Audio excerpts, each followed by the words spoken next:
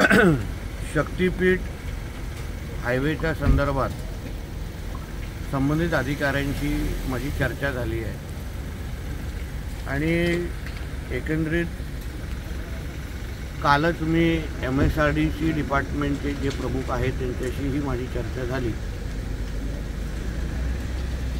सर्वात प्रथम सिंधुदुर्गाच्या आणि त्या भागातल्या ज्या लोकांमध्ये गैरसमज पसरवण्याचा जो प्रयत्न होतोय त्यांना मी स्पष्ट भूमिका सांगेन राज्य सरकारची की प्रत्येकाला विश्वासात घेतल्यानंतरच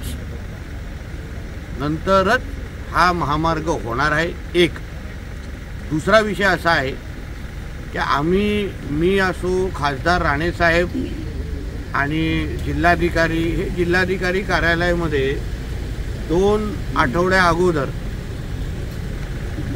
अगोदर आमची बैठक झाली आणि त्या बैठकीमध्येच आम्ही स्पष्ट भूमिका संबंधित MSRDC आणि अन्य लोकांना स्पष्ट सांगितली की लोकांना विश्वासात घेतल्यानंतर एकत्र हे करायचं आणि दुसरं म्हणजे आम्हाला पर्यायी 2-3 मार्ग दाखवा।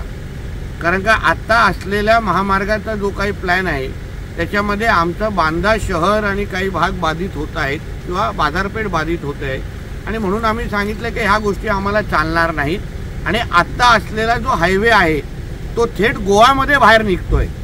म्हणजे उद्या अगर म्हणजे झाराप ज्याला म्हणतात आणि त्याचं टोक डायरेक्ट गोव्यामध्ये निघतंय। ज्या हायवेचा टोकच अगर गोवा राज्यामध्ये निघत असेल तर त्याला महाराष्ट्राला काय फायदा, सिंधुदुर्गाला काय फायदा। म्हणून आत्ता असलेला जो काही प्लॅन आहे तो 100% आम्ही बदलणारच आहे।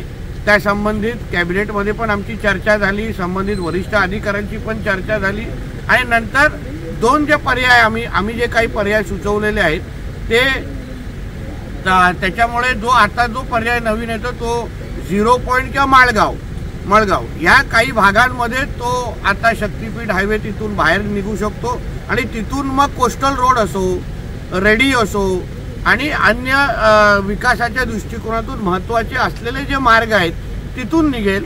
लोकांचा कुठेही इकडे तिकडे लोकांना नुकसान होणार नाही किंवा तिकडे हालचाल हलवण्याची गरज वाटणार नाही।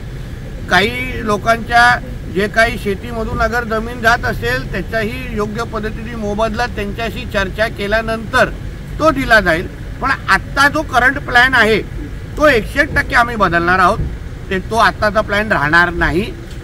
स्थानिक आमदार माजी मंत्री दीपक केसरकर साहेबांनी पण कालच सन्मान्य मुख्यमंत्र्यांना या संदर्भात पत्र दिलेलं आहे। त्यांनीही आमची जे काही भूमिका आहे आमच्या सगळ्यांची एकच त्या पातळीवर भूमिका आहे आणि म्हणूनच जे कोण विरोध करण्याचा जे काही नौटंकी सुरू आहे, आम्ही लोकांमध्ये निवडून आलेले लोकप्रतिनिधी आहोत। लोक आम्हाला 8-9 महिन्या अगोदरच आमच्या बाजूने मतदान केलेलं आहे आणि म्हणूनच लोकांची चिंता आम्हाला जास्त आहे, लोकांचा विश्वास आमच्यावर जास्त आहे।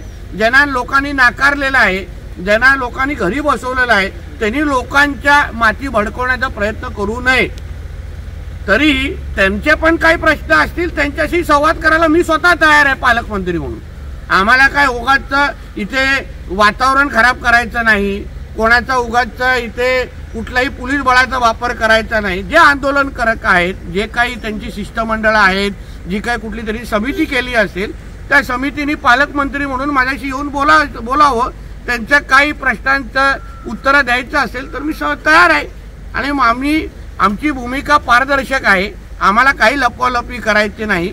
हा हायवे लोकांच्या विकासासाठीच आता जसा आपण नॅशनल हायवे तयार केला N66 त्याच्यामुळे असंख्य विकासाची दालनं उघडलेली आहेत, तसंच हा शक्तीपीठ हायवे पण लोकांच्या विकासासाठीच आहे आणि म्हणून तो मार्ग गोवाकडे न जाता आता मळगाव किंवा 0 पॉईंटवर त्या पद्धतीने आम्ही सुचवणार आहोत आणि मान्य करून घेण्याची जबाबदारी ही आमची असेल। म्हणून ह्या बाबतीमध्ये कुठलाही विरोध करण्याची काही गरज नाही। कोणालाही संवाद करायचा असेल तर मी कधीही त्याच्यासाठी तयार आहे। कोकण संवादच्या ताज्या घडामोडींसाठी चॅनलला सबस्क्राईब करा आणि बेल आयकॉनला क्लिक करा।